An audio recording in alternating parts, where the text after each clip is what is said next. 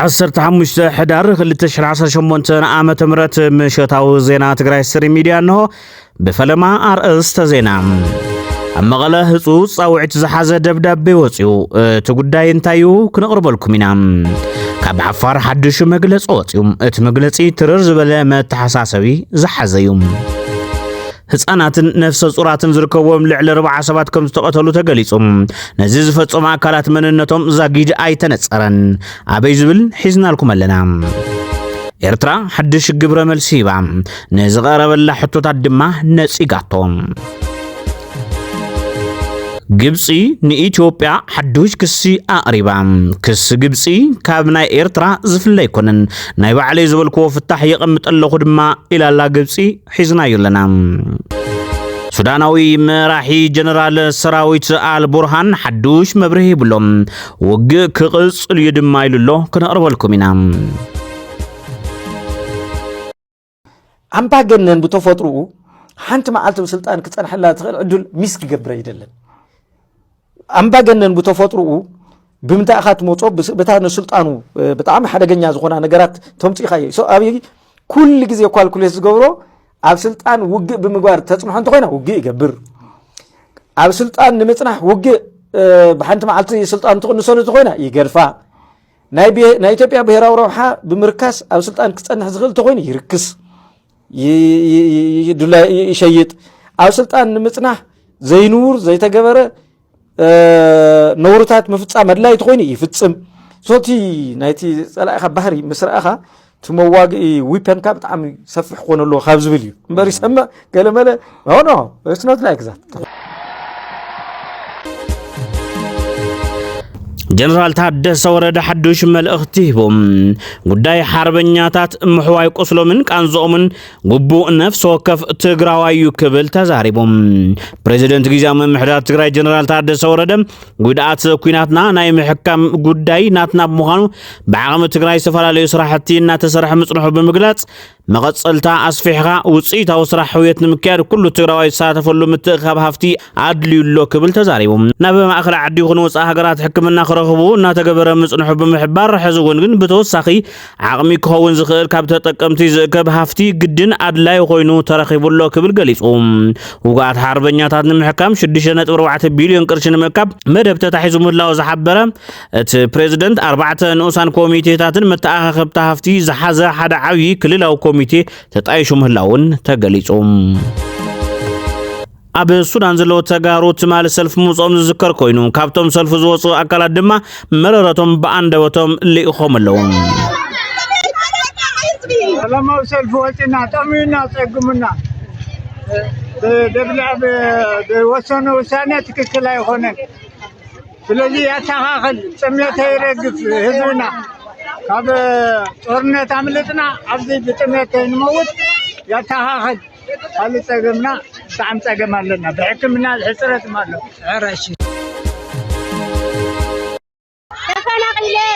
سبحان حمش تعمت أمة الله حجنا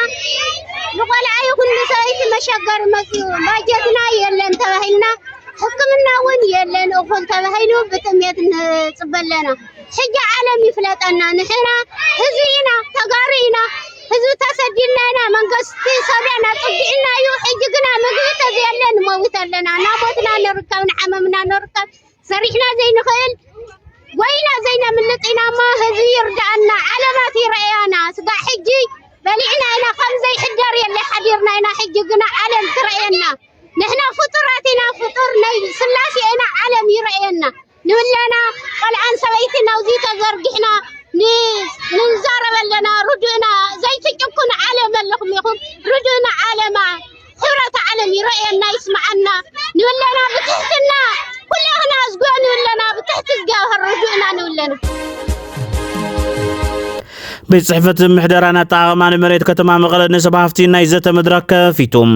ቤት ጽሕፈት ጣቕማን ምሕደራን መሬት ከተማ መቐለ በከተማ መቐለ በኢንቨስትመንት ንምልማዕ መሬት ወሲዶም ብዑለም መሰረት ዘየልሙዑን ኣብ ከይዲ ህንጸት ዝርከቡን ሰባፍቲ ን17 ሕዳር 2018 ዓመተ ምህረት ሓበራዊ መድረክ ዘተ ከም ዘዳለወ ገሊጹ ኣብዚ ጉዳይ ዝምልከተኩም ኣካላት ኣብ ምሕዳር ከተማ መቐለ መእከብ ኣዳራሽ ኣጋዚ ልክዕ ሰዓት 3 ከባቢ ክትርከቡ ኢሉ ጻውዒት ኣቕሪቡሎም ካብ ዓፋር ህጹጽ መግለጽ ወጽኡ እቲ መግለጽ ንነበርቲ ዝድሃበ መተሓሳሰብዩ ብሰንኪ ምፍንጃር እሳተ ጎመራ ኣርታዕሌ ዝፍጠር ትክን ሓመድን ጸገም ጥዕና ከስዕብ ስለ ዝኽእል ህዝቢ ኣድላይ ጥንቃቐ ክገብር ቢሮ ሓለዋ ጥዕና ክልል ዓፋር ጠንቂቖም ሓላፊ ቢሮ ጥዕና ክልል ዓፋር ያሲን ሓቢብ ንኢዚኣ ኣብ ዝሃቦ ሓበሬታ ካብ ምፍንጃር እሳተ ጎመራ ኣብ ኣየር ዝፍጠር ትክን ሓመድን ብፍላይ ብስርዓተ ምትንፋስ ጸገም ጥዕና ከስዕብ ከም ዝኽእል ገሊጹሎም ቢሮ ሓለዋ ጥዕና ክልል ጉጅለ ሰሙያ ህጹጽ ሕክምና ናብቲ ከባቢ ከም ዝለኣኸ ዝገለጸ ኮይኑ ኣብቲ ከባቢ ዘለዎ ነበርቲ እውን ኣፎምን ኣፍንጮምን ብማስክ ክሳብ ተሓመድ ዝጠፍእ ክሽፍኑ ከም ዝግባእ ኣተሓሳሲቦም ኣብ ቤንሻንጉል መጥቃዕቲ ተፈጺሙ ኣብ ክልል ቤንሻንጉል ጉሙዝ ብዝተፈጸመ መጥቃዕቲ ህፃናትን ነፍሰ ጡራትን ዝርከቦም ልዕሊ 40 ሰባት ከም ዝተቐተሉ ነበርትን ሰብ መዝት ከባብን ሓቢሮም እቶም ዕጡቃት ነቲ መጥቃዕቲ ኣብ ምዕራብ ኢትዮጵያ ብዝርከብ ክልል ቤንሻንጉል ጉሙዝ ወረዳ ቡለን ጣብያ ኩጂ ከም ዝፈጸሞ ተፈሊጡሎም ኤርትራን ሕቶታት ኢትዮጵያ በምንጻግ ነትነዊሕ ጸንሐ ህርፋን መስፈሕፋሕ ግዛት በሐድሽ ዲፕሎማሲያዊ ተረኽ ንምእታው ትፍትነላ ክትብል ከሲሳ ኣብቲ ብኽፍሊ መጽናዕትን ሓበሬታን ሚኒስትሪ ጉዳያት ወጻኢ ዝወፀ ዝርዝርን ተሪርን መግለጺ ኢትዮጵያ ንባሕሪ ሉዓላዊ ተበጻሕነት ኣፍ ደገ ባሕሪ ንኽህልዋ እትገብሮ ዘለዋ ፍሪ እቲ ጸንሐ ጂኦፖለቲካዊ ድሌታት ከም ዞባዊ ኣድላይነታት ከም ዘለዋ ኣምሲልካ ንምቕራቡ ኮነኢልካ ዝግበር ፈተነ ምዃኑ ኣተሓሳሲባ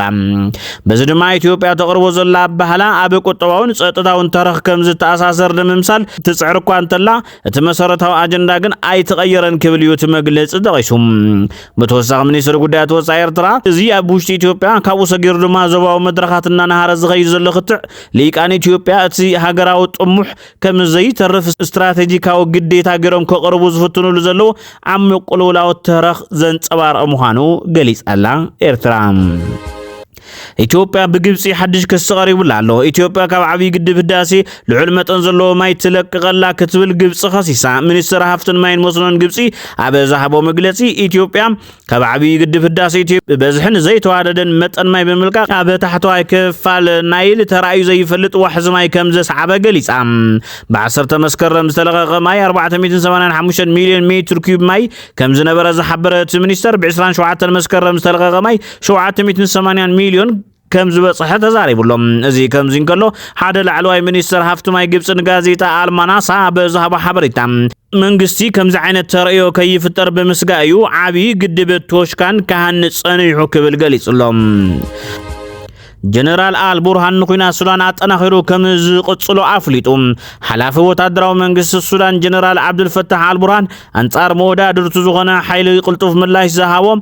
ወታደራዊ ወፍሪ ንምቅጻል ድልኡ ምዃኑ ገሊጽሎ እቲ ጀነራል ፕሬዝደንት አሜሪካ ትራምፕ ንጉዳይ ሱዳን ቆላሕታ ክህብ ቃል ምስኣቶ ንዘተ ድልኡ ምዃኑ ዋራካን ተገለጸ በዛ ሓለፍ ሒደት መዓልታት ቅዋሙ ከም ዝቀየረ ጋዜጣ ሱዳን ታይምስ ጸብጺባላ